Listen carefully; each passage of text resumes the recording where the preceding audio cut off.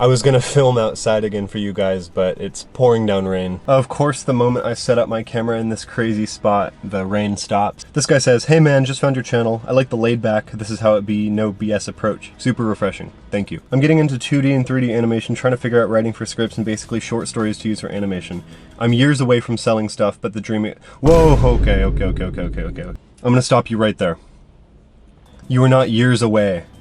Start now. I'm telling you, start now. I was about 9 months into my Blender journey when I got my first client. I charged $100 for this. This was my very first client. All I did was model their logo. There's this thing called imposter syndrome, and it basically relates to you thinking that you're never ready. You will always overanalyze and you will never start.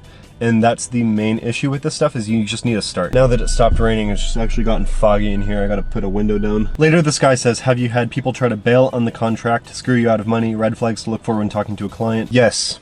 In fact, I was working for a company out of Dubai who I signed a contract with in Europe. I'm not really sure how that works, but I'm in the US. Yeah, if the legal system isn't already a huge pain, dealing with the legal system of Dubai and Europe when you're like, I think I was like 19. It was just too complicated. Anyways, the contract stated that I was gonna get paid at the end of the project, which I should mention took literally months of waking up, working all day, and going to bed, doing it again. And I was promised $13,000 at the end of this. And I sent the final work over thinking, you know, the contract's got me, it's gonna be fine. And I just never got paid. Red flags in a client: do not ever do anything except for take payment half up front and half upon delivery. That has never failed me. That's what I do now. And then the last thing he asks is, how casual are you when talking to clients? So I get this question a lot. Right off the bat, I generally, on the calls, I just wear like a plain shirt and I'm, you know, respectful. Hey, nice to meet you. Basically everything you think you should do. You should stay professional. But yeah, I will admit, with a lot of my repeat clients, I've let all of it go. This guy says, "As someone who's been in the 3D industry for over a decade, ArtStation is all you need as a 3D artist. Not about fancy websites anymore." So, okay, so this one's complicated. I would totally argue that if you're going for much larger clients, this might be a few years away for some of you, but for much larger clients, it does make a huge difference to kind of give off the image of like an agency, like there's multiple people at a company. It 100% changes clients' perspectives of you, and geez, the sun just got so bright.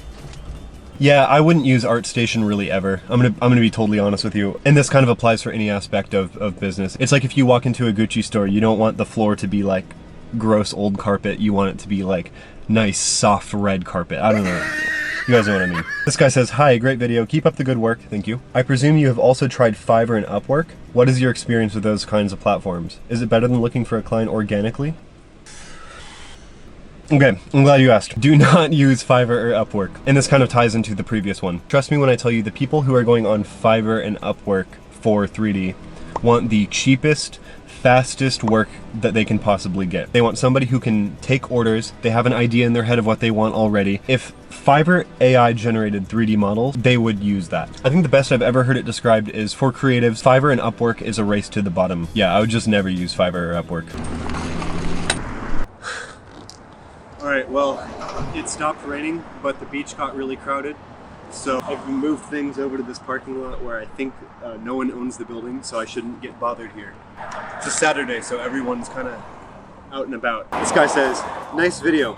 How much do you think is a realistic income goal for a product renderer? 6K a month?"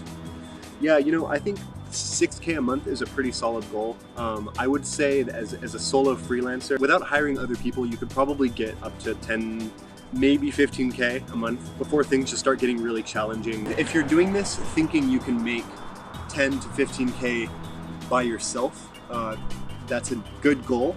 And I think what happens a lot is, like for me specifically, I started with 3D renders, but I kind of got really experienced in ads by accident, just by doing it a lot. So I've started making ads, which pays a little more, and I'll make more videos about that in the future too. Yeah, you know, 6K a month is a solid goal. This guy says, "How much do you know about freelancing?" Brother, I've just been in the field. I don't know what to tell you. Hi, wow. This is really amazing. I'm kind of, I don't know, a bit sad. Like 3D is my life. I want to make a living out of it, but do you have any tips how to get better at it? Yes, of course, I exercise every day with it. But do you have any other tips to get better and make money with Blender? I would say the main thing is to live outside of your comfort zone. Stay learning, don't just do it over and over again. Do research and figure out how to do things faster.